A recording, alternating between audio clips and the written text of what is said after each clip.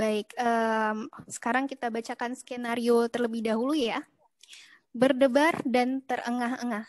Tuan E, 40 tahun, karena kesibukannya sudah 3 bulan tidak sempat olahraga, pada suatu minggu pagi yang cerah, dia mulai kembali berolahraga dengan jalan cepat. Namun, baru berjalan cepat 20 menit, dia sudah merasa berdebar dan napas terengah-engah. Padahal dulunya dia bisa jalan cepat sampai 45 menit tanpa ada keluhan tersebut. Sore harinya, dia memeriksakan diri ke dokter keluarga. Didapatkan tekanan darahnya 114/72 mm air raksa dan nadi 82 kali per menit, laju pernafasan 20 kali per menit. Dokter memeriksa tekanan vena jugularnya, dilanjutkan dengan pemeriksaan bunyi jantung 1 dan bunyi jantung 2, dan hasilnya normal. Baik, mungkin kita mulai saja ya dokter. Kira-kira bagaimana tanggapannya mengenai skenario ini? Dipersilahkan dokter. Baik. Terima kasih Mutiara. Alhamdulillah. Kita mulai ya diskusinya ya. Selamat datang semuanya adik-adik ya. Kita belajar bersama di sini santai saja ya. Ini tadi Mutiara sudah membacakan skenario sebuah kasus yang kalau saya lihat ini dengan keluhan jantung berdebar dan sesak napas yang terengah-engah. Dari pemeriksaan fisik, tekanan darah 114/72 mm Hg, nadi 82 kali per menit dengan frekuensi pernapasan 20 kali per menit. Sepertinya pada pemeriksaan fisik yang dilakukan dokter keluarga Tuan E ini adalah dalam keadaan normal sih semua ya. Tapi dari pemeriksaan fisik yang normal dengan keluhan yang seperti ini, apa sebenarnya di balik ini?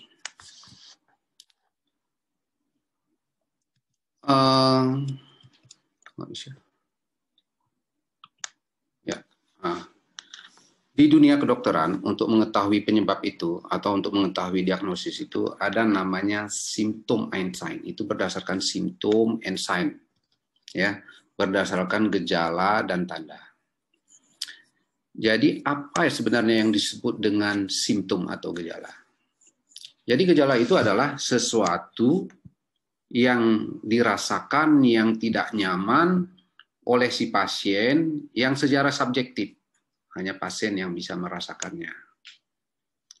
Kemudian tanda atau sign itu apa? Segala sesuatu yang secara objektif yang dilakukan dokter, dia bisa dilihat kondisi pasien itu. Kemudian bahkan bisa dirabanya. Bahkan dapat diukurnya tanda-tanda yang muncul di pasien itu secara objektif. Nah, pada pasien ini, dia mengeluh sesak napas, namun kita lihat dari tanda-tanda dia sesak napas, terlihat tidak ada gangguan secara organik. Ya. Oleh karena itu, kita perlu data-data yang lain untuk melihat ini.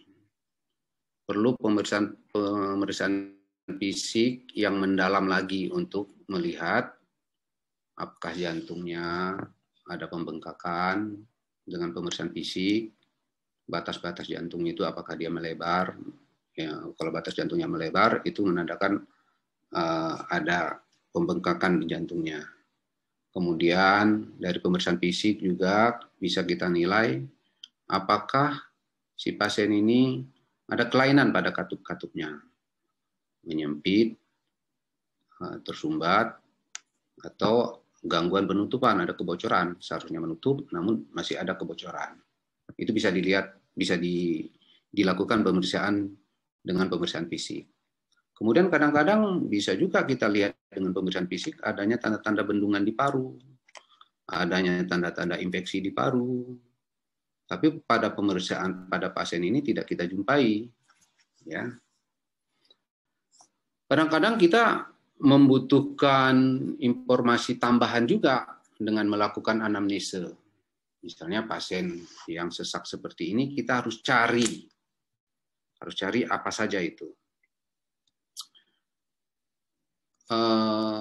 Ada namanya faktor resiko kardiovaskular. Jadi faktor-faktor yang menyebabkan jantung seseorang itu akan mengalami gangguan. Apa saja itu? Misalnya, ada nggak genetiknya punya kecenderungan mengalami gangguan penyakit kardiovaskular, penyakit jantung dan pembuluh darah. Ya, misalnya ayahnya ada meninggal tiba-tiba nggak, ada stroke nggak, saudaranya juga pamannya yang berhubungan darah dengan dia, ada stroke, ada serangan jantung, atau ada kematian yang mendadak secara tiba-tiba, begitu. Nah, itu pertama. Nah, yang kedua, dari pemeriksaan fisik ini tidak terlihat apakah dia obes, apakah dia gemuk, proporsi badannya bagaimana, tingginya, berat badannya ideal nggak? Sini nggak terlihat. Itu sebenarnya harusnya kita cari. Oleh karena apa? Obes merupakan faktor risiko untuk membuat jantung seseorang itu nanti akan mengalami masalah. Ya. Kemudian ada riwayat darah tinggi nggak dia? Nah, tekanan darah yang tinggi juga merupakan salah satu faktor risiko juga membuat jantung dan pembuluh darah akan bermasalah. Kolesterolnya juga. Kolesterol juga membuat pembuluh darah dan jantung juga mengalami masalah. Kemudian ada riwayat diabetes enggak? Kemudian juga yang harus dicari kebiasaannya. Perokok enggak dia? Nah, itu harus dicari. Jadi pada skenario ini tidak tergambar. Jadi ada kekurangan ada hal yang tidak lengkap dari skenario ini pada kasus ini. Jadi data pemeriksaan fisiknya tidak lengkap, kemudian ada informasi yang seharusnya kalau dengan dapat data yang seperti ini kita harus kita gali faktor risiko gangguan pada kardiovaskular. Oleh karena apa? Satu faktor risiko itu seperti diabetes, hipertensi, dia punya peluang risiko relatif untuk menjadi serangan jantung misalnya, stroke misalnya, itu nilainya sampai 5-6. Artinya 5-6 kali lipat dibanding orang yang tidak punya hipertensi atau diabetes bisa berpeluang terkena serangan jantung atau stroke. Hipertensi sama diabetes itu masing-masing 6, jadi udah 12. Kalau ditambah lagi dengan obes itu nilainya 4, berarti udah berapa itu? 16 kali lipat. Ya, ditambah dengan smoker itu dia punya peluang 8 juga nilainya. Kolesterol juga 5, jadi kira-kira itu. Jadi harus kita cari faktor risikonya. Ya. Kemudian walaupun kita lakukan mungkin pemeriksaan fisik yang mendalam, mungkin kita tidak jumpai adanya masalah di organnya, karena keterbatasan kemampuan kita juga secara fisik untuk melihat penebalan pada jantungnya, kemudian suara jantung yang abnormal, ya, untuk melihat gangguan patensi daripada katupnya, mungkin kita nggak bisa juga. Maka kita butuhkan pemeriksaan tambahan. Kita butuhkan pemeriksaan tambahan. Misalnya, kita lakukan rekam jantung, elektrokardiografi.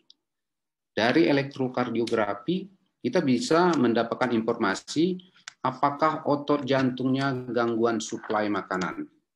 Oleh karena gangguan pada pembuluh darah koroner. Siapa yang tahu guna daripada pembuluh darah koroner? Pembuluh darah apa itu? Ada yang tahu nggak? Oh ya, ini kalau ada yang kepengen mau bertanya bisa disela ya. Bisa disela langsung. Boleh, ini santai saja. Ada yang tahu nggak pembuluh darah koroner gunanya apa? Kalau nggak ada yang tahu, berarti masih normal, ya. Karena kan masih baru ya. Jadi pembuluh darah koroner itu adalah pembuluh darah yang bertugas mensuplai makanan ke otot jantung. Jadi kalau pembuluh darah koronernya mengalami penyempitan, maka akan gangguan suplai ke otot jantung, sehingga ke otot jantung akan mengalami gangguan, daya pompa jantungnya akan berkurang, itu memberi gejala nyeri dada, mudah capek, atau kalau udah parah banget, bisa menimbulkan sesak napas. Yang juga bisa menimbulkan risiko kematian mendadak juga, karena jantungnya bisa berhenti, nggak dapat makan. Ya. Itu dari EKG. EKG juga bisa melihat ini otot jantungnya besar nggak? Nah, bisa dibuktikan dari EKG. Ya. Kemudian ada gangguan irama nggak yang membuat dia itu capek? Meningkat nggak rate jantungnya? Bisa dilihat secara detail dengan EKG. Tetapi juga kadang-kadang EKG nggak mampu juga melihat adanya gangguan. Karena kontribusi EKG ini hanya 60% melihat gangguan di jantung. 60% EKG normal. Tapi sebenarnya ada masalah. Maka kita lakukan apa? Kita lakukan uji latih jantung.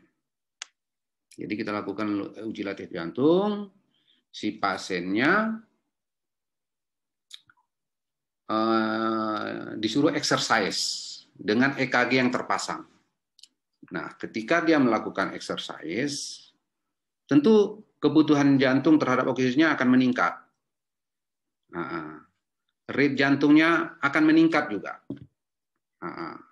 Itu EKG sangat sensitif. Memberi respon akan kekurangan oksigen. Jadi kalau ada gangguan supply and demand karena penyempitan pembuluh darah koronernya, itu akan memberi gambaran pada EKG. Nah, kalau pada hasil uji latih jantungnya menunjukkan ada penyempitan pembuluh darah koroner, bisa kita lakukan pemeriksaan yang lebih lanjut. Yaitu apa? Biasanya kita lakukan core angiografi. Apa itu core angiografi? Core angiografi, pembuluh darah koronernya itu dialirkan dengan zat kontras, kemudian dipoto. Sehingga dengan keadaan jantung yang bergerak, kita bisa melihat aliran darah yang mengisi pembuluh darah koronernya. Jadi kita akan mendapatkan informasi berapa persen pembuluh darah koronernya mengalami penyumbatan. Kalau terjadi penyumbatan tetapi masih di bawah 60%, masih bisa menggunakan obat-obatan. Tetapi kalau di atas 60%, mungkin dibutuhkan untuk melebarkan misalnya pakai balon. Setelah dilebarkan pakai balon, nanti dipasangkan cincin di jantungnya, suplai makanan ke otot jantungnya akan full lagi, maka manfaatnya nanti sesaknya berkurang, lelahnya berkurang, nyeri dadanya berkurang, tapi yang paling penting lagi, resiko kematian mendadak akibat serangan jantung jadi menurun. Bisa juga kita lakukan ekokardiografi. Jadi kalau ekokardiografi kita bisa melihat, ini otot jantungnya gede enggak? Kemampuan pompanya bisa kita lihat juga. Patensi katup-katup yang ada di dalam bisa enggak? Bisa kita lihat. Kemudian ada bekuan darah di setiap rongga jantungnya. Kalau bekuan darahnya itu lepas bisa menimbulkan nanti stroke. Itu bisa kita lihat. Itu dengan pemeriksaan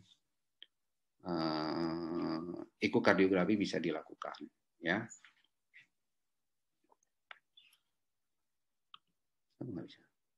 Nah, kalau seorang lelah, mudah capek, maka ada alat ukur juga yang bisa kita buat.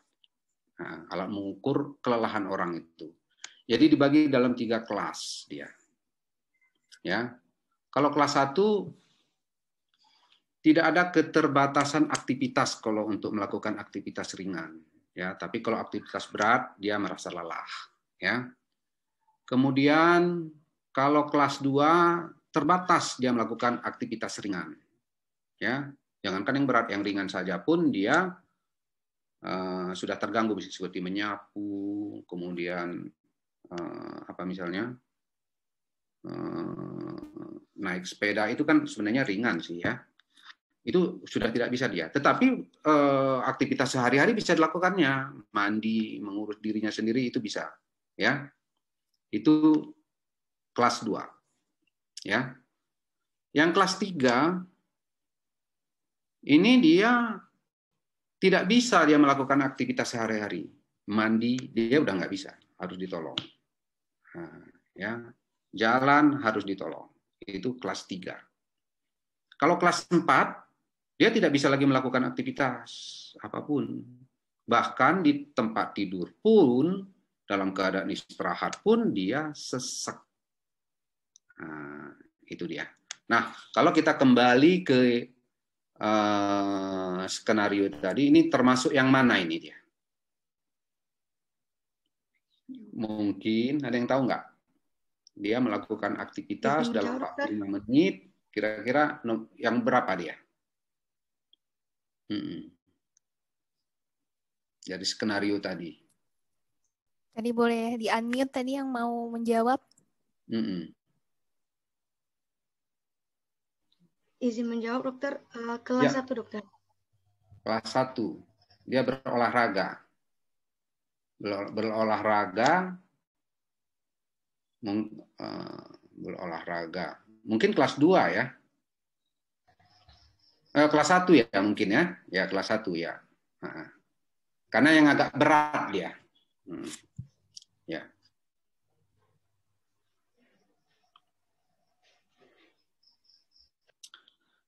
Nah, pada pasien ini terengah-engah. Kira-kira apa penyebabnya? Ya. Baik. Nah, ini penyebab sesak napas. Jadi kalau seseorang sesak napas itu mungkin ada gangguan di organnya, organ yang terkait dengan sesak napas itu ya. Ada juga sama sekali tidak ada gangguan di organnya. Nah, jadi itu dikatakan non-organik atau hanya gangguan fungsi atau fungsional saja. Ya. Nah, kalau organik, sistem apa saja yang terganggu? Nah, jadi pada umumnya ini dia. Jadi sistem-sistem yang memungkinkan terganggu atau organ yang memungkinkan terganggu ini terkait dengan ini dia.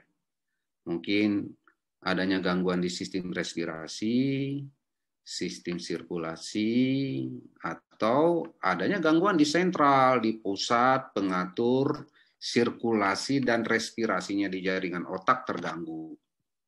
Nah, ya, misalnya dia karena benturan di kepala, karena stroke, kemudian ada tumor di pusat pengatur pernapasan dan sirkulasinya terganggu. Bisa juga dia sesak, ya.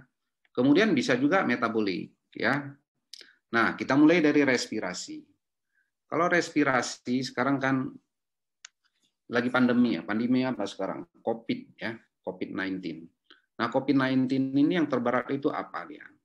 Terberat itu jaringan utama parunya yang mengalami gangguan, ya. Di sana mengalami peradangan sehingga daya tangkap parunya terhadap oksigen terganggu, ya. Itu bisa menimbulkan sesak, ya. Ada peradangan di paru-parunya. Kemudian bisa pada saluran napasnya, pada saluran napas seperti asma, seperti penyakit paru-paru yang kronis, pada salurannya bisa. Kita biasanya menghirup napas itu kan lebih lama. Lebih lama kita mengeluarkan, lebih cepat. Bahkan kita nggak terasa waktu melakukan ekspirasi itu nggak terasa. Itu dalam keadaan normal. Tapi kalau pada orang yang gangguan pada saluran napas, seperti asma, terjadi akumulasi CO2, sehingga dia susah mengeluarkan, dia susah. Jadi terbalik. Jadi maka pola napasnya seperti ini. Pernah lihat orang seperti itu? Itu salah satu sign itu. Salah satu sign penyebab sesak napasnya berada pada saluran napas yang bagian bawah. Pernah lihat ya yang begitu ya? Pada orang tua, perokok, asma, biasanya gitu. Dia bahkan menggunakan otot-otot bantu pernapasannya. Jadi kalau melihat otot bantu pernapasan itu, ininya dia gede dia. Otot sternocleidomastoideusnya ini sternum namanya, ya. Ini mastoid namanya, ini kleido, clavicula ini kleido, sternocleidomastoid ini jadi menebal, ya. Terlihat besar dia, kontraksi dia. Jadi itu salah satu tanda orang sesak napasnya itu karena gangguan pada saluran napas yang bagian bawah, ya. Bisa terjadi. Kemudian bisa sirkulasi. Sirkulasi organ apa saja itu? Jantung sebagai pumping, ya, untuk delivery oksigen. Bisa kalau jantungnya lemah karena pembengkakan akibat penyakit jantung hipertensi, bengkak jantungnya, kemampuan pompanya terganggu, bisa sesak. Atau aliran darahnya yang memberi makanan ke jantung itu, pembuluh darah koroner seperti yang saya katakan tadi, ya, gangguan suplai daripada oksigen karena penyakit jantung koroner bisa juga, ya. Katup, nah, katupnya terganggu, tidak bisa membuka, seharusnya sudah terbuka, tidak membuka sempurna, bisa sesak napas. Atau jantungnya oke aja, tapi gangguannya pada darah. Kalau HB-nya terlampau rendah, sel darah merahnya terlampau dikit, sehingga dibutuhkan transfer oksigen itu, turnover daripada darah yang sedikit itu, dari paru-paru ke jaringan itu tinggi, maka dibutuhkan rate jantung yang lebih tinggi kan? Jadi heart rate-nya tinggi, jadi dia berdebar-debar juga. Kalau lama-lama dibiarkan juga, jantungnya akan mengalami gangguan. Apa namanya itu? Penyakit jantung anemik. Nah, jadi jantungnya terus berkontraksi sehingga gede juga. Namanya penyakit jantung anemik. Bisa itu terjadi. Atau secara metabolik. Secara metabolik misalnya, dia penyakit tiroid. Hormon tiroidnya tinggi. Ya. Kondisi seperti ini dia hipermetabolik dia. Tahu kalian hipermetabolik? Ya.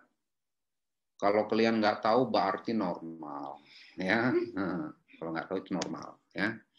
Hipermetabolik itu, metabolik itu kan pengurangan cadangan makanan di tubuh kita menjadi energi dalam bentuk ATP. Nah, kalau pada saat itu energi tidak dibutuhkan, tapi tubuh kita mengalami hipermetabolik, jadi konsumsi oksigen juga akan tinggi, rate jantung akan meningkat juga, oleh karena penyakit jantung tiroid. Ya, jadi tiroid, hormon tiroid yang meningkat menyebabkan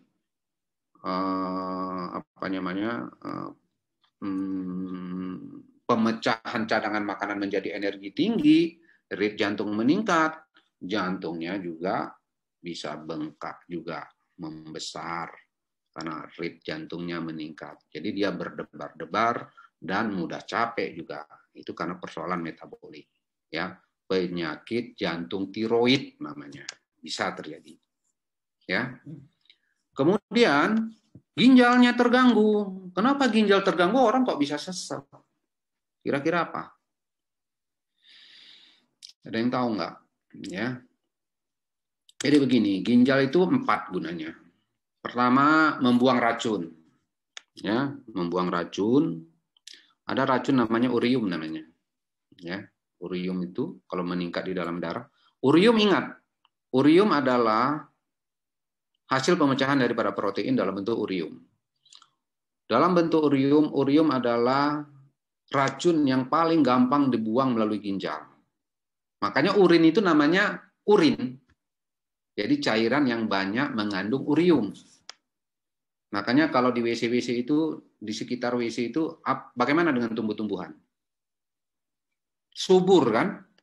Karena banyak urea, nitrogen. Itu nutrisi bagi tumbuh-tumbuhan.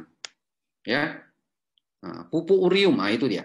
Ya. Jadi urium adalah racun yang paling gampang dibuang melalui ginjal.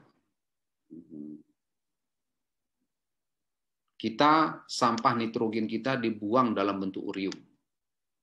Tapi kalau hewan jenis apes dibuang dalam bentuk asam urat. Makanya kalau kita ada gangguan pembuangan sampah nitrogen kita, asam urat kita akan meningkat.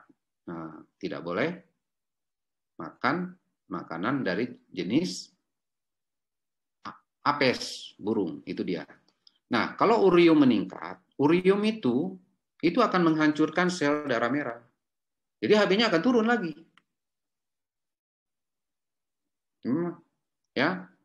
Jadi itu satu. Yang kedua,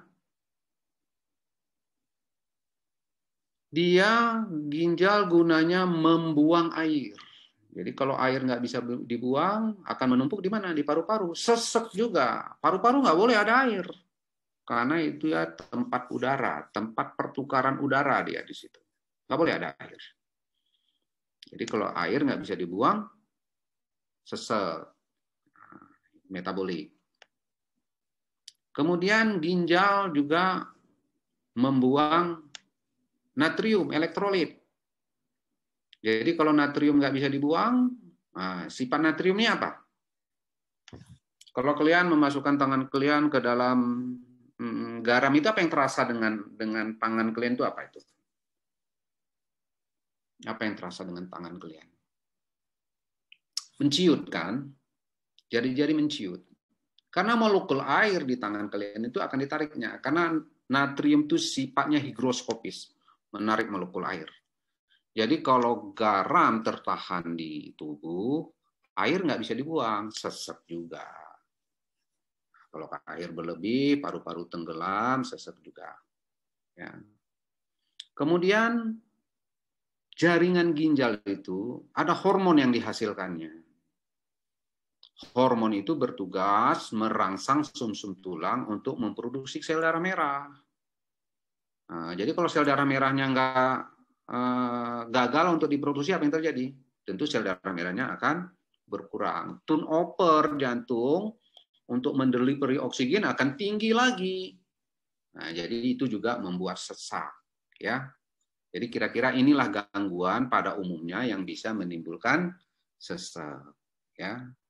Tapi kadang-kadang ya diperiksa, jantungnya diperiksa, ginjalnya diperiksa, parunya diperiksa, juga dalam keadaan normal. Lalu apa nih penyebabnya? Bisa non-organik, ya.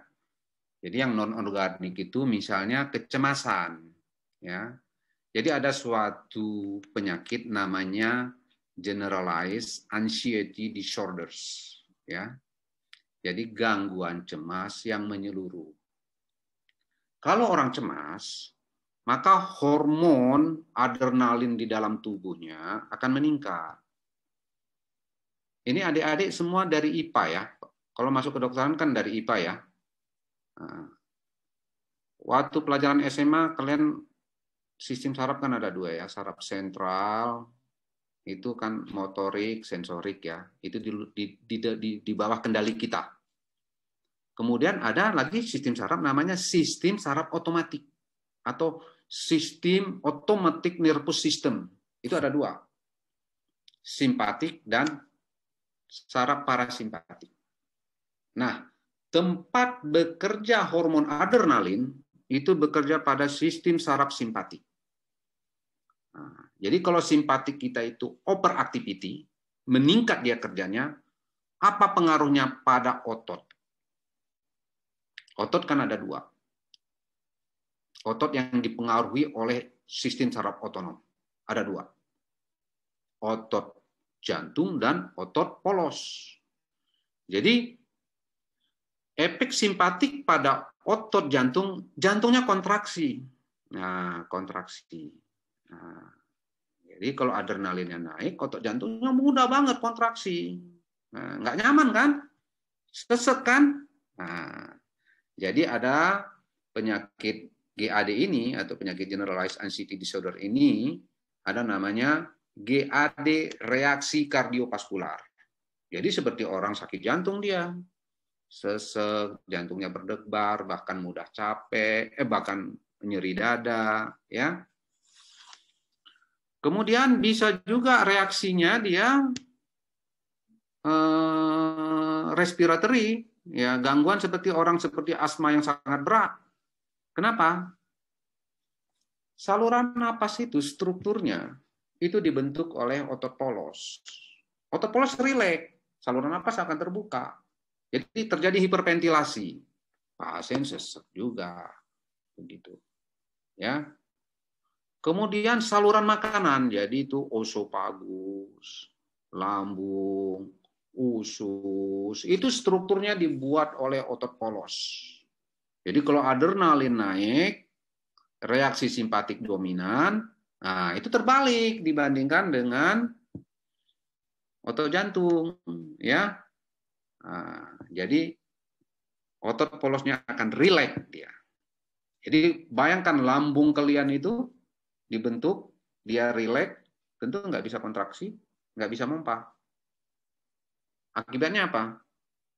Makanan yang di dalam lambung nggak bisa ditransportasi ke usus. Masa pengosongan lambung akan memanjang. Nggak nyaman juga, menyesek. Jadi nggak nyaman juga. Padahal semua organnya dalam keadaan baik. Itulah kondisi psikis yang bisa mempengaruhi kondisi-kondisi organik di dalam tubuh kita. Padahal kondisi organiknya masih dalam keadaan normal. Ya, jadi itu bisa terjadi pada pasien ini, bisa juga terjadi. Ya. Kemudian, jadi bisa udah bisa dijawab ya yang tadi ya. Apa aja tadi pertanyaannya? Mengapa pasien berdebar dan sesak? Ya. Di pertanyaannya. Apa penyebab sesaknya? Padahal kondisinya normal ya. Bisa jawabannya itu bisa pertama ya pemeriksaan kita belum lengkap. Ya. Butuh anamnese yang lebih mendalam, butuh pemeriksaan fisik yang lebih mendalam ya. Kalau pemeriksaan fisiknya mungkin dalam keadaan normal kita membutuhkan pemeriksaan tambahan juga ya. Itu poinnya untuk pertanyaan. Pertanyaan kedua apa tadi? Pertanyaan kedua apa? Apakah tekanan darah dan nadinya normal? Apakah tekanan darah dan nadinya normal? Oke. Ini definisi tekanan darah tinggi. Ini definisi tekanan darah tinggi. Nah, jadi yang dikatakan dengan tekanan darah tinggi itu kalau tekanan darahnya di atas 140.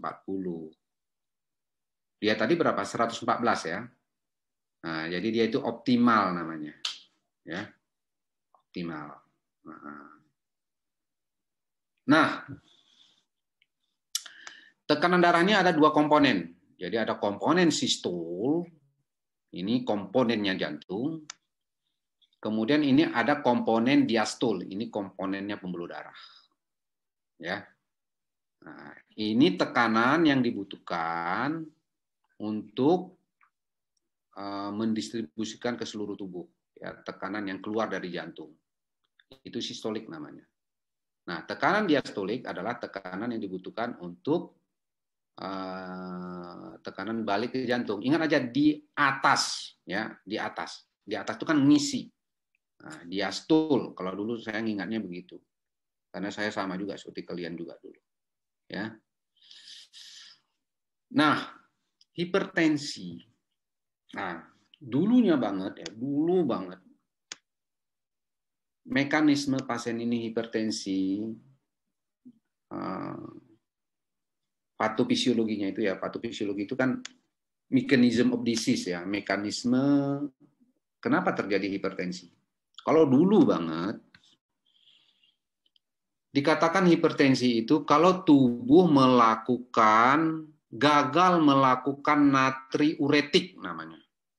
Nah, tubuh gagal membuang natrium. Nah, jadi kalau natrium gagal dibuang dari tubuh, maka tekanan di dalam glomerulus itu, glomerulus ingat ya waktu SMA, glomerulus itu kan ginjal itu dibuat oleh nefron. Nefron itu ada glomerulusnya, ada kapsula Bowmannya, ada tubulus proximal, distal, loop of Hendel gitu ya. Jadi tugas glomerulus itu membuang racun, melakukan hemofiltrasi istilahnya. Ya. Jadi kalau natrium nggak bisa dibuang, maka tekanan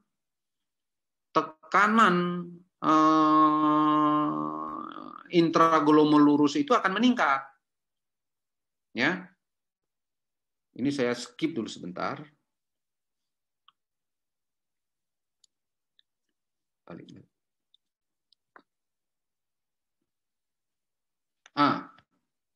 Ini tekanan darah ya. Ini rumus tekanan darah. Rumus tekanan darah itu cardiac output, jumlah darah yang keluar dari jantung, itu sistol tadi, dikali dengan resistensi perifer. Ini wujud daripada diastol. Nah, kalau tekanan intraglomeruler meningkat, maka resistensi perifer juga akan meningkat. Resistensi perifer berbanding lurus dengan tekanan darah. Maka tekanan darah akan meningkat. Makanya dulunya banget ya, untuk menurunkan tekanan darah apa yang dilakukan oleh para ahli dulu? Lalu apa saran dokter terhadap pasiennya? Kurangi konsumsi garam. Sampai sekarang itu masih dipakai. Sebelum kita menggunakan obat-obatan, ya itu dulu kita lakukan. Makanya ada namanya DES. Siapa yang tahu DES? Jadi DES itu sangat disarankan. DES itu adalah diet approach to stop hypertension. Jadi metode diet atau pendekatan diet untuk menurunkan tekanan darah. Itu salah satunya diet rendah garam lah, ya. Itu kira-kira. Kemudian ini ada yang mesti diketahui, cardiac output itu datangnya dari mana? Jumlah darah yang keluar dari jantung itu dari mana? Volume sekali pompa atau volume sekuncup dikalikan dengan frekuensi denyut jantung, ya, heart rate. Nah, jadi stroke volume itu apa? Ini kontraksi sekali pompa. Nah, ini kalau ini agak susah mengapainya, tapi nanti ada cara yang paling mudah lah. Nanti saya visualisasikan. Ini tugas daripada jantung ya. Dia melakukan diastol, ini masuk dari paru-paru, ini masuk dari seluruh tubuh, dari tubuh bagian atas melalui vena jugularis, kemudian masuk ke vena cava superior, kemudian ini dari tubuh bagian bawah dimasukkan kemari. Kemudian dari sini dipompakan ke paru-paru. Ada paru-paru di sini dan kanan. Nah, itu diastol namanya. Ya. Nanti ini ada beberapa fase juga, nih ada 2 fase lagi nanti ya. Kemudian ini sistol. Sistol ini perhatikan, ini katup aorta terbuka, kardiak arteri ventrikular tertutup. Nah, ini dipompakan ke seluruh. Nah, ini dipompakan ke seluruh tubuh. Ingat ini. Nah, ini ke paru-paru, ini ke seluruh tubuh. Jadi tugas jantung kalau diperhatikan ini ya, otot jantung kiri ini lebih tebal ya. Kenapa? Karena tugasnya lebih berat, karena memompa darah ke seluruh tubuh. Ya, ini otot jantung ventrikel kanan ini lebih tipis dia dibanding ini, karena tugasnya tidak begitu berat, hanya memompa darah ke paru-paru, lebih dekat. Ya, nah, nanti kita lihat tekanan-tekanan juga di situ ya. Nah, ini gambaran echo supaya gampang kelihatan. Ini gambaran echo. Nah, ini kalau terbuka, inilah diastul. Ya, ini, sebentar.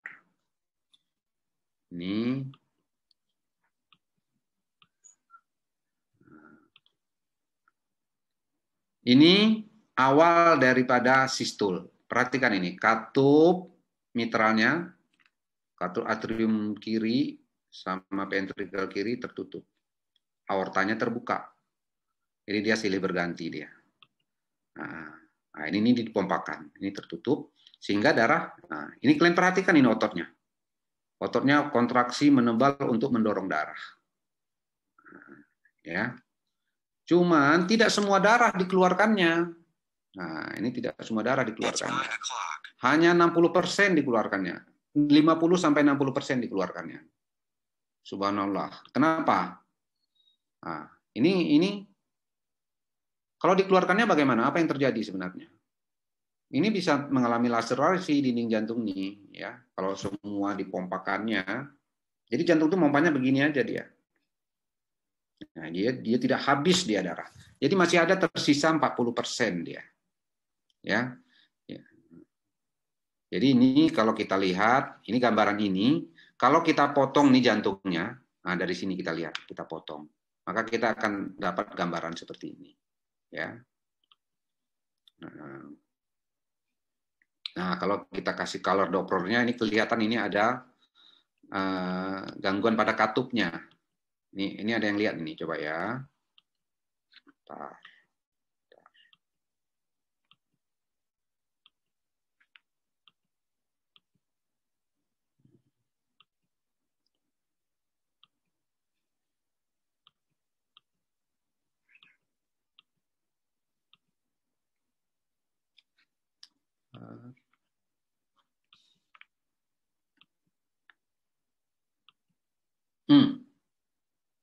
Ini ada aliran balik nih dari sini. Nah, yang ini aliran balik nih. Padahal ini katupnya tertutup. Ini nandakan ada gangguan pada katup dia. Jadi tidak semua darah masuk kemari. Ini karena ada kelainan, ya.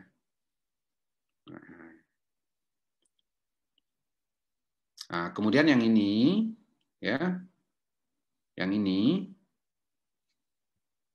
maaf, nah ini.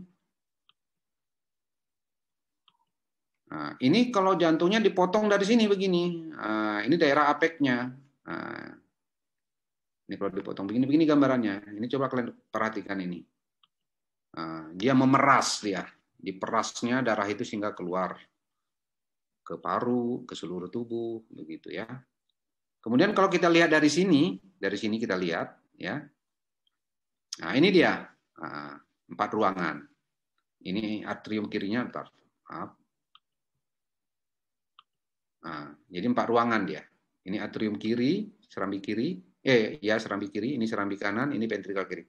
Nah, ini coba kalian perhatikan di sini ya. Kalian perhatikan di sini. Apa yang aneh di sini? Jadi ruang jantung kiri itu lebih gede dia, ototnya juga lebih tebal. Nah, jadi ini realnya ya, dia lebih gede dan ototnya lebih tebal. Karena tugasnya dikasih Tuhan lebih berat dia, makanya dia lebih gede dia. Nah, itu, ya. Kira-kira bisa dibayangkan ya. Oke. Nah ini yang tadi, ini yang tadi.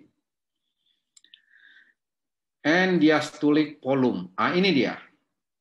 Nah, ini dia. Nah, jadi akhir fase diastolik. Ini dia. Nah, jadi fungsi jantung itu bisa dilihat. Volume di akhir sistoliknya, ini yang tinggal tadi berapa persen? 40%. Ini dia. Ya. Nah, jadi kalau ini lebih sedikit, tentu hasilnya lebih besar kan. Jadi IF-nya lebih tinggi, jadi kemampuan jantungnya lebih baik gitu. Tapi kalau N diastolik, sistolik volumenya lebih gede, tentu hasil pengurangan ini lebih dikit kan, berarti kemampuan jantungnya berkurang. Jadi kalau otot jantungnya nggak bergelombang lagi di sininya, di dinding depan ini kan dinding depan ya, ini dinding belakangnya ya. nggak bergelombang seperti ini menandakan ada kelemahan di sini, ada gangguan suplai makanan di sini, ya. Nah, jadi eko juga bisa melihat kemampuan jantung. Nah, ini yang tadi. Ini tindak pemeriksaan core angiografi, ya. Ini dia. Jadi yang mensuplai makanan ke otot jantung itu ada kiri, ada cabang kiri, ya, ada cabang kanan. Nah, ini cabang kanan. Nah, ini cabang kiri ini 3/4 kebutuhan jantung dari sini. Jadi 75% dari sini sumbernya. Jadi kalau dikatakan ini kalau menyumbat ini di cabang utamanya ini, di sinilah kira-kira nyawa manusia itu di sinilah dia. Jadi ini kalau ditekan ini di atas 20 detik pasien bisa meninggal. Karena nggak bisa mompa lagi, ini nggak dapat makanan. Hanya 20 detik dibutuhkan. Ya, ini kalau kita foto dia dari kakinya si pasien. Nah, bercabang seperti ini dia.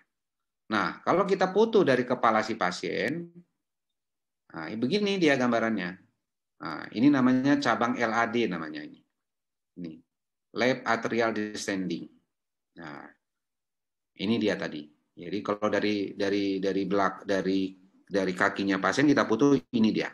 Left atrial descending. Ini teritorialnya, ini luas banget. Nah, jadi kalau yang mampet atau yang menyempit itu di sini, nah ini terasa banget gangguan pompa. Jadi selain nyeri dada, ini ditambah lagi gangguan stamina, jalan dikit udah capek. Karena daerah yang diperdarahinya itu luas banget. Ya. Nah, kalau gangguan di sini karena dia di daerah yang agak ke lambung, ini seperti orang sakit mah. Atau dia denyut jantungnya melemah denyutnya. Normal itu kan 60 sampai 70 ya. Normalnya ya. Denyut jantungnya melemah. Kenapa? Nah, karena cabang yang ini nih, ini cabang yang ini kelihatan ya, cabang pertama ini itu mensuplai makanan ke generator jantung. Nah, jadi kalau generatornya lemah, jadi denyutnya melemah dia. Nah, jadi bisa dilihat juga dari sini, ya. Ini sebagai gambaran aja.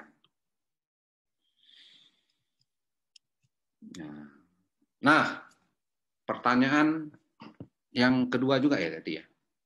Mutiara tadi pertanyaan kedua ya. Berapa denyut jantung pasien ini berapa? Normal enggak? Nah, berapa tadi denyutnya? Denyutnya berapa? 72 atau berapa tadi? Di skenarionya. 82, Dok. 82 ya. Nah, dia termasuk orang dewasa ya. Nah, dewasa. Dia dalam keadaan normal. Tapi ingat di sini. Kalau orang terlatih, denyut jantungnya 40 pun dalam keadaan normal. Mungkin bagi kita yang tidak terlatih, ini kita udah pusing, udah keliangan, ya, udah hoyong kata orang Aceh. Hoyong apa? Kalau orang Sumatera bilang hoyong. Tapi kalau di Jakarta dibilang hoyong, itu hoyong makanan, sayuran. Ya. Saya pernah mendapatkan pasien, ya, salah satu pasukan elit kita. Dia denyut jantungnya hanya 28. Tapi orangnya sehat banget. Nah, prima banget. Kenapa? Ingat tadi, rumus tekanan darah. Rumus tekanan darah tadi, cardiac output dikali resistensi perifer. Ya, itu ingat. Nah, cardiac output itu tadi datangnya dari mana? Heart rate, denyut jantung dikali stroke volume. Ya. Jadi kalau otot jantungnya gede karena dia terlatih, nah, gede bukan karena ada gangguan ya, bukan penyakit, karena otot jantungnya terlatih. Jadi stroke volumenya lebih gede, lebih banyak. Lebih dari 75 sampai biasanya itu kan 75 itu stroke volume itu. Ya, lebih. Sementara cardiac output itu kan harus tetap. Maka denyut jantungnya yang dikuranginya. Itu mekanisme daripada tubuh, ya. Nah, jadi belum tentu orang yang denyut jantungnya rendah atau bradikardi ada masalah. Tapi kalau dia orang terlatih, itu masih dalam batas normal, ya. Kemudian tekanan vena jugularis, ya. Tekanan vena jugularis ini adalah pemeriksaan fisik untuk menggambarkan gangguan pada jantung kanan, daya pompa jantung kanan. Ya, nah, kenapa itu bisa kita lakukan? Kita lihat gangguan pada jantung kanan begini. Ini anatominya. Nah, jadi kalian perhatikan di sini. Tadi definisi tekanan darah tinggi tadi kan di atas 140 ya. Jadi tekanan di ventrikel kiri ini kisarannya. Nah, ini kisarannya. Tapi ini kan tidak bisa kita ukur. Nah, tapi ada alat untuk mengukurnya. Itu tindakan kateterisasi. Nah, mudah-mudahan kalian sampai ke situ menjadi intervensional kardiologi. Ini mainan-mainan kalian nanti ini mengukur tekanan ini. Ya, tapi kalian bisa mengukur di sini. Nah, di sini tekanan darah. Nah, di sini di aorta. Aorta itu bisa brachial bisa dari sini. Bisa diukur. Jadi sekitar seginilah tekanannya. Ini kan dari sini ke aorta. Nah, pengukuran tekanan vena jugularis, kalau gangguan pompa di sini, akibat kegagalan jantung kanan, akibat gangguan di paru-paru, paru-paru kan di sini ya, lihat di sini ya, kira-kira di sini paru-paru. Kalau paru-parunya ada penyakit paru yang kronis, terjadi peradangan di kapiler-kapiler paru di sini, maka tekanan di sini akan meningkat. Jadi ini namanya hipertensi juga, tapi hipertensi arteri pulmonal dia. Dikatakan hipertensi arteri pulmonal kalau tekanannya di atas 30. Nah, kalau tekanan di sini tinggi, ini lebih rendah, tentu stagnasi darah di sini akan terganggu. Nah, stagnasi darah di sini terganggu, oleh karena di sini tidak ada katup, maka akan terlihat di vena jugularisnya. Ini sambungannya kan ke vena jugularis tadi ya. Nah, jadi ada bendungan. Jadi peninggian tekanan vena jugularis itu merefleksikan adanya kegagalan di jantung kanan. Ya. Jadi kondisi lain yang bisa menyebabkan peninggian tekanan vena jugularis kalau kelebihan cairan, paru-parunya penuh dengan cairan, ini juga bisa berdampak. Ya, tekanan vena jugularis ini akan meningkat juga.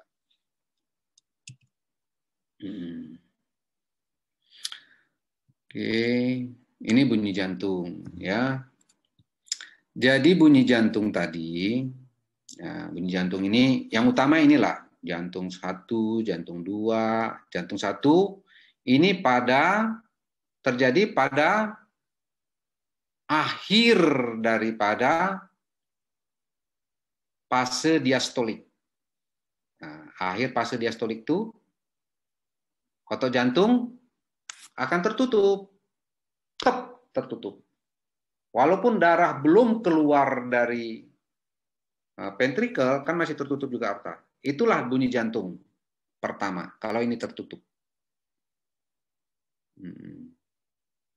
Ya. Itu jantung pertama. Paling mudah, stetoskop kita dengar pada daerah ini. Ini proyeksinya. Proyeksinya ke apek. Ya, kita lihat pada daerah sini. Bunyi jantungnya. Kemudian raba nadi. Ya. Nadi bagaimana dengan nadi? Nadi itu kan jantung kontraksi, ya, nadi terbuka kan, terisi cairan.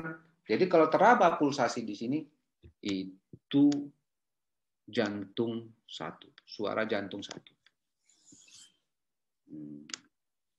Hal yang terbalik, ya, diastul. Diastul itu prosesnya apa?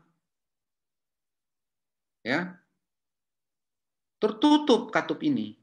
Jadi itu pada end systolic volume, ya, ini mulai tertutup. Nah, di akhir fase sistolik ini tertutup, masih ada sisa darah di sini. Ini ketika tertutup maka terdengar jantung kedua, ya. Nah, itu dalam keadaan normal, ya. Kemudian keadaan-keadaannya lagi dijumpai dengan suara jantung 3 akibat pengisian pengisian ventrikel yang cepat, itu bisa terjadi. Atau suara jantung 3 ini masih ada keadaan normal ini ya, pada usia muda kadang-kadang dijumpai. Tapi suara jantung 4 oleh karena kontraksi artium yang begitu kuat, oleh karena gangguan komplain daripada jantung ventrikel, dibutuhkan kontraksi yang kuat pada saat diastul, bisa kedengaran suara jantung 4. Ya, ya, kira-kira demikian. Ini hanya brainstorming aja nih, ya. Ada yang mau tanya? Silakan. Baik, adik-adik,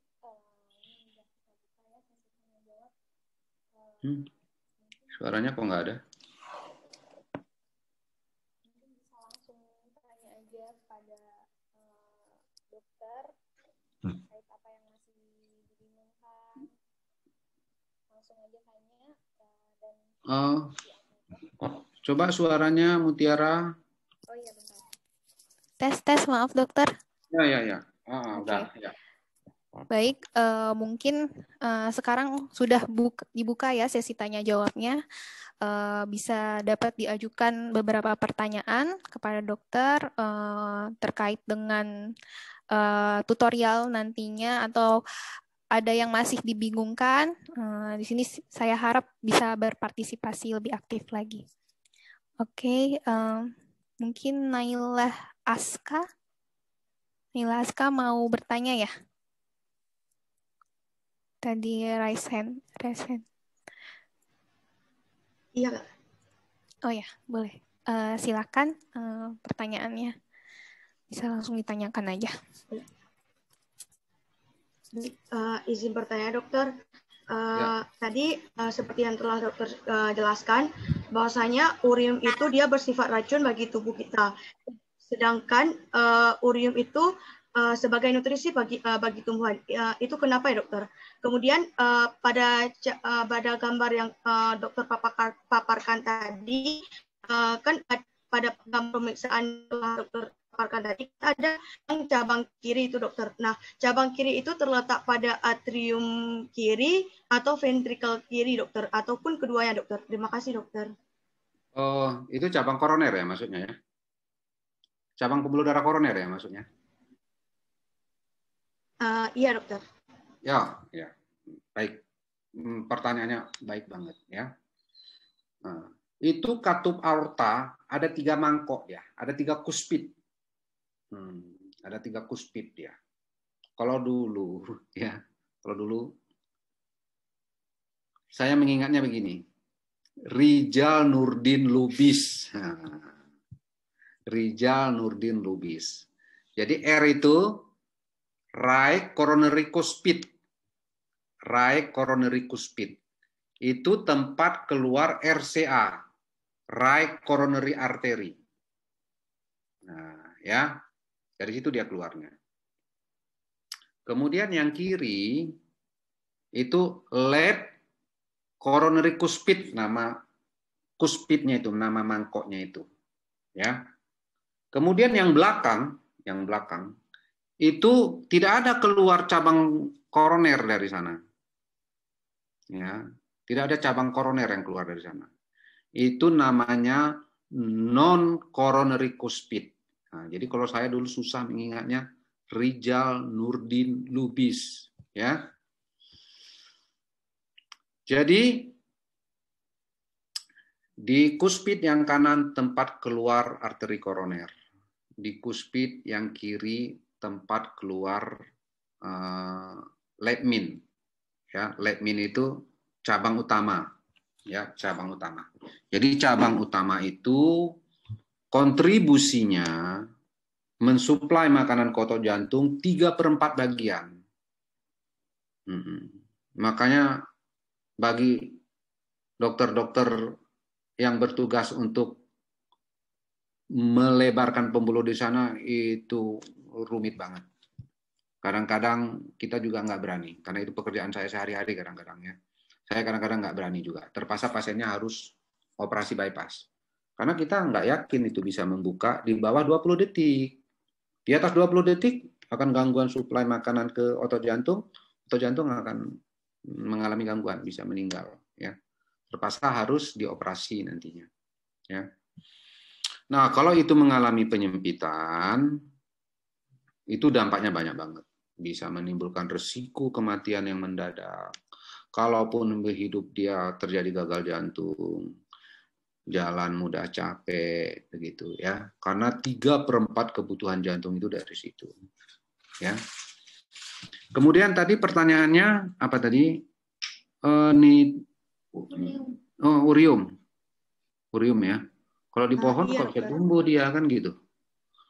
Kok bisa subur dia? Kalau manusia kok bisa menimbulkan sesak, bahkan bisa menimbulkan, ya memang begitu, ya. Kalau urium kan memang makanan yang baik untuk tumbuh-tumbuhan, dia bisa tumbuh, bisa sehat.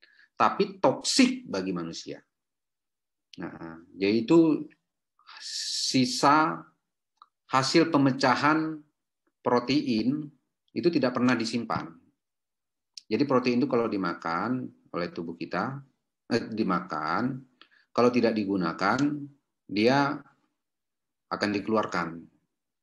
Berbeda dengan karbohidrat. Karbohidrat kalau tidak digunakan, dia akan disimpan dalam bentuk glikogen sama jaringan lemak. Tapi kalau protein tidak, ya. Makanya kalau gagal ginjal, dietnya itu rendah protein supaya ginjalnya tidak terlampau berat, ya. Itu dia. Nah, urium itu adalah racun yang paling gampang dibuang melalui ginjal. Maka dia menjadi indikator akan kesehatan ginjal.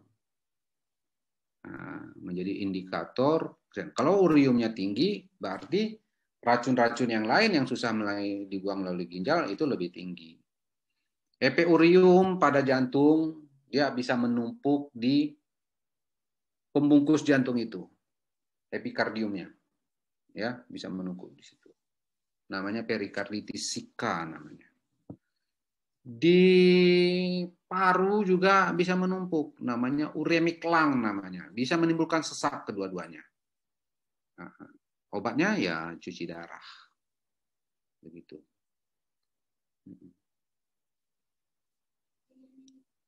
Pertanyaan yang lain?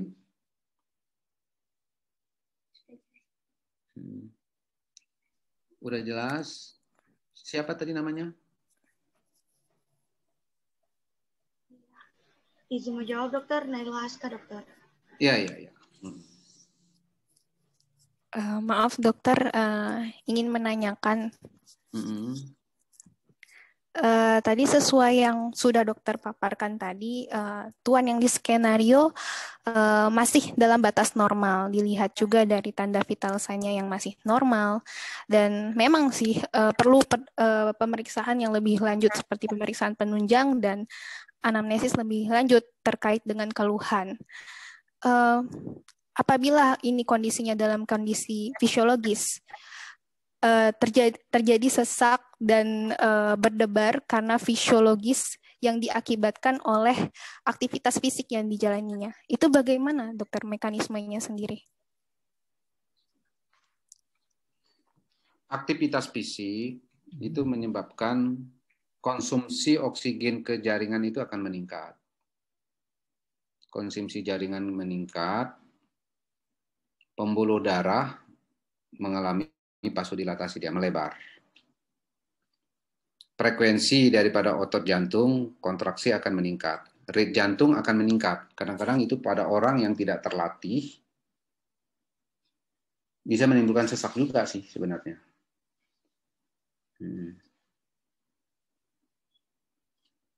Pada orang yang tidak terlatih.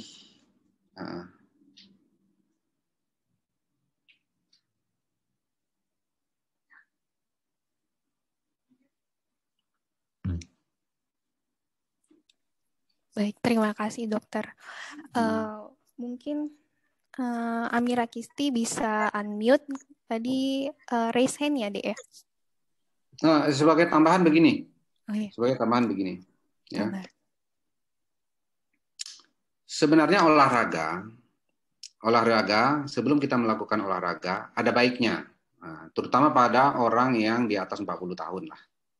Karena di atas 40 tahun itu kan berbagai faktor risiko tadi, genetik, hipertensi, kolesterol, kemudian diabetes, obes, itu sudah mulai manifest, sudah mulai mengganggu jantung. Disarankan orang kalau melakukan olahraga, dilakukan uji latih jantung juga.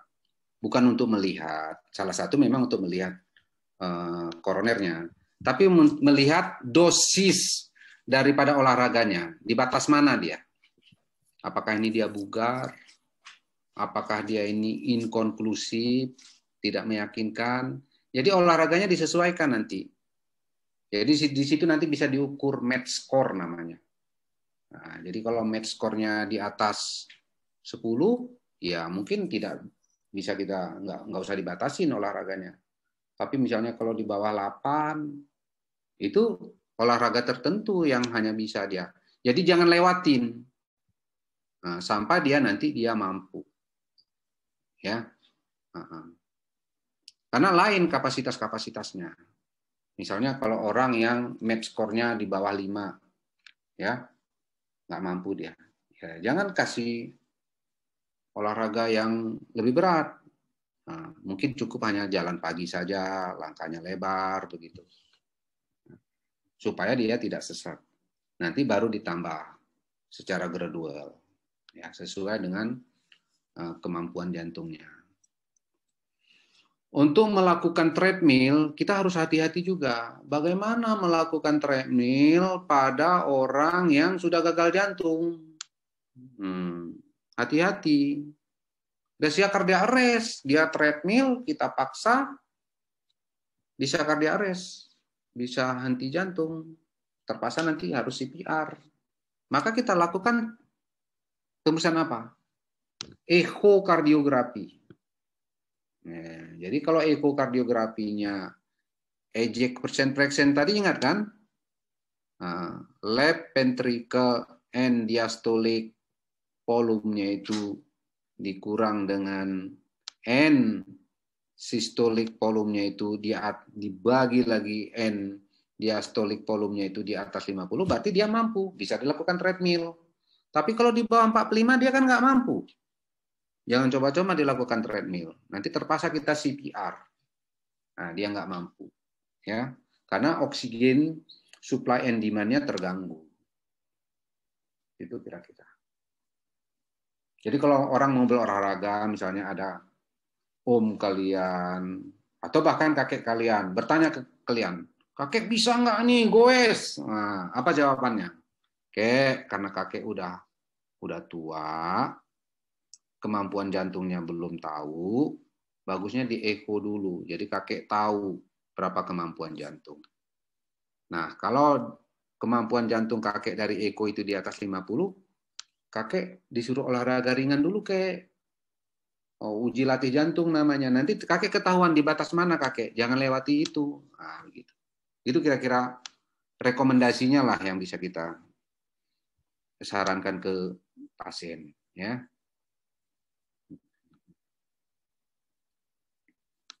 Masih ada yang lain? Mungkin waktu sudah jam berapa ini? Tadi ada satu lagi dokter. Coba Amira Kisti ya. Iya, Kak. Amira, silakan mengajukan pertanyaannya. dokter, izin bertanya, saya Amira Tisri Nadia. Pertanyaannya Ya. adalah tadi dokter sempat menyinggung tentang persirkulasi darah yang dipompakan oleh ventrikel kiri, dokter. Jadi ventrikel kiri itu hanya memompa 40-50% darah. Sedangkan saat diastolik, dari atrium ke ventrikel itu dipompakan 100%.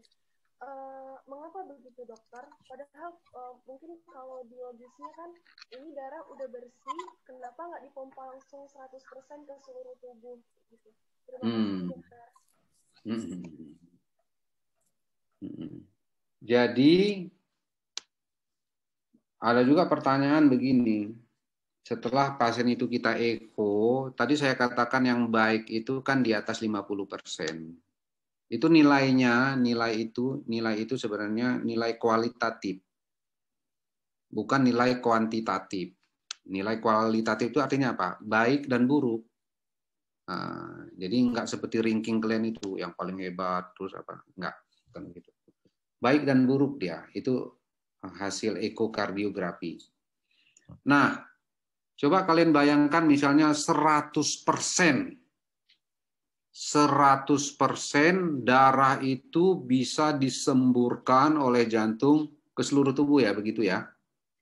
Atau bisa 100% dia masuk ke paru-paru. Berarti dia kan antara dinding jantung itu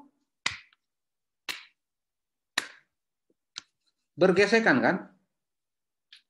Kalau bergesekan apa yang terjadi? Akan kerusakan jaringan.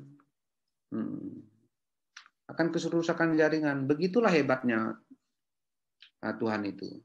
Jadi 60% saja sudah bisa 50% saja dipompakan dari volume totalnya sudah bisa memberi kehidupan. Jadi dia cukup 50 sampai 60% dia. Nah, baiknya begitu. Tapi kalau dia 100%, bayangkan dengan otot jantungnya akan rusak. Nah kan secara fisiologis tersisa di situ 40%-nya. Dia tidak 100%. Makanya IF itu tidak ada 100%. Nah, ya.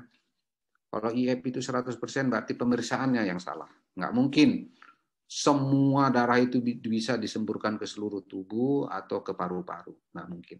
Ya. Baik, dokter. Namun saat diastol, atriumnya memompakan 100%, dokter. Apakah tidak terjadi kerusakan jaringan pada atrium, dokter?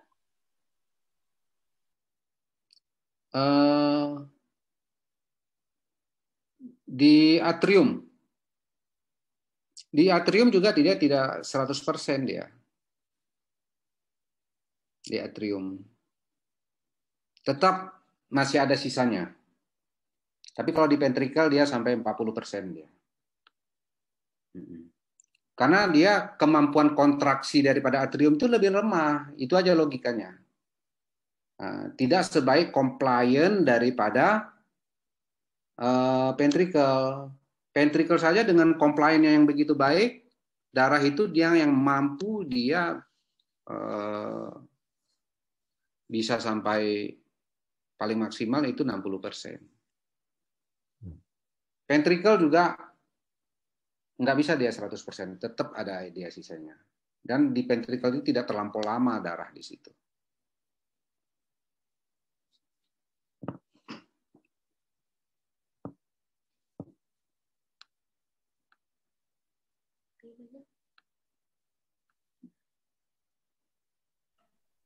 Ya. Gimana Amira Kisti, udah cukup dengan penjelasannya? Sudah, Kak. Terima kasih, dokter. Ya. Baik, mungkin masih ada lagi nggak yang ingin menanyakan?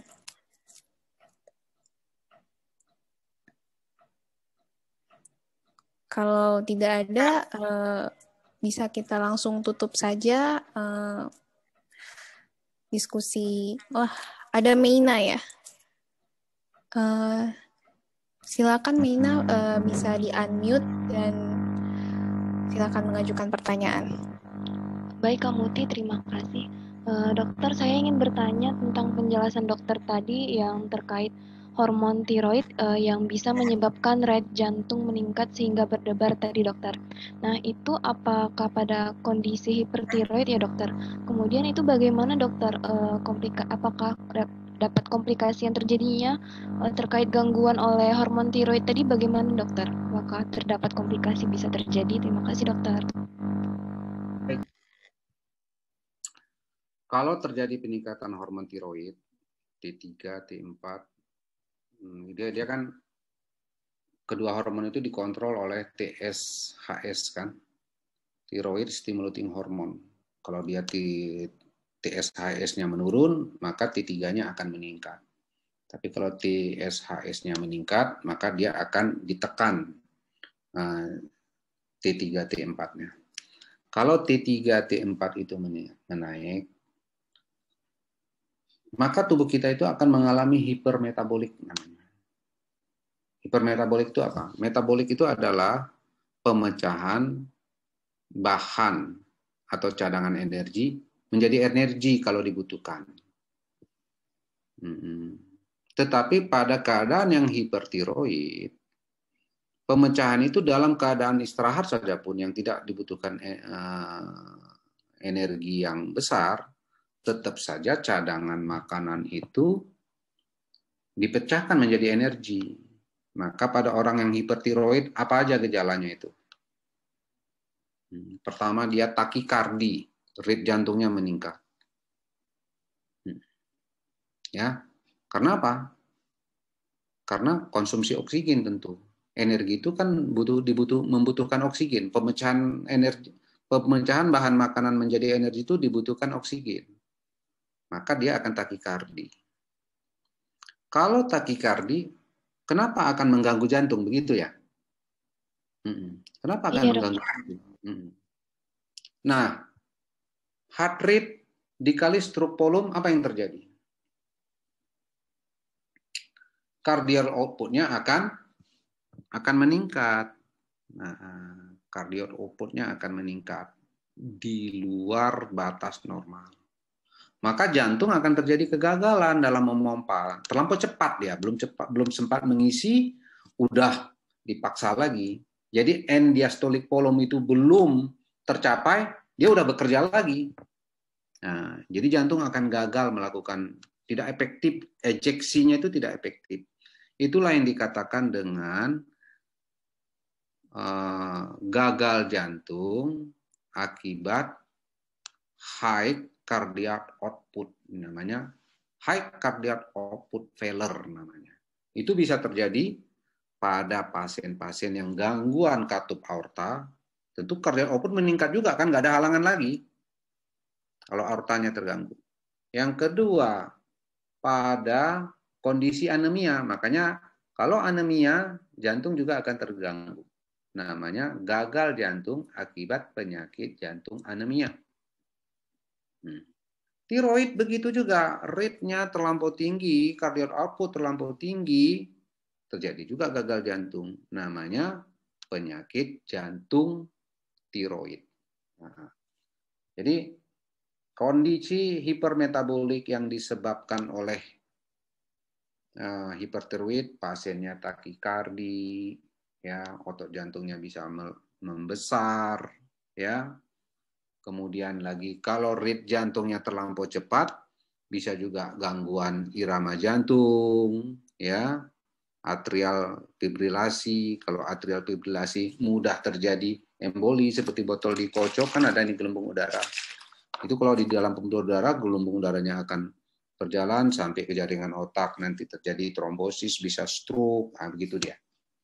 Nah, itu manifestasinya. Di hulunya sana hormon tiroidnya yang terganggu. Nah, jadi penyakit dasarnya yang diobatin, kendalikan hormon tiroidnya, berikan obat anti tiroid, ya, maka kondisi jantungnya juga akan membaik. Begitu.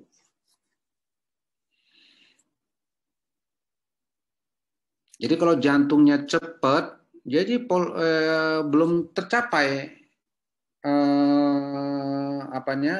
fase pengisiannya sudah terjadi ejeksi, ya. Diastoliknya belum tercapai, udah terjadi ejeksi, gagal jantung juga. Kira-kira demikian.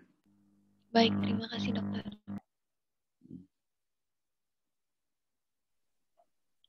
Baik, mungkin waktu udah menunjukkan larut malam. Nanti apabila masih ada pertanyaan-pertanyaan yang masih bingung, mungkin bisa langsung di chat kakak-kakaknya, bisa saya, Kak Mutia, atau Kak Nisrina, atau Bang Rangga.